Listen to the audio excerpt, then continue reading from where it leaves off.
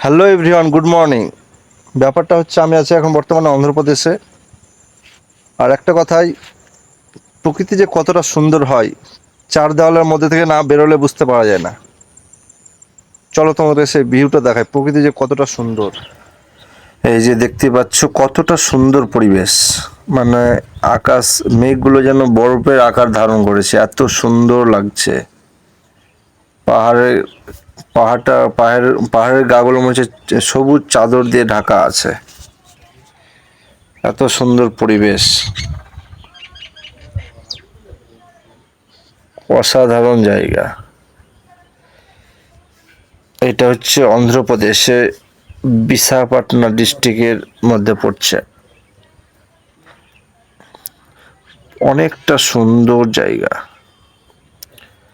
মন ছুঁয়ে যাওয়ার মতো জায়গা,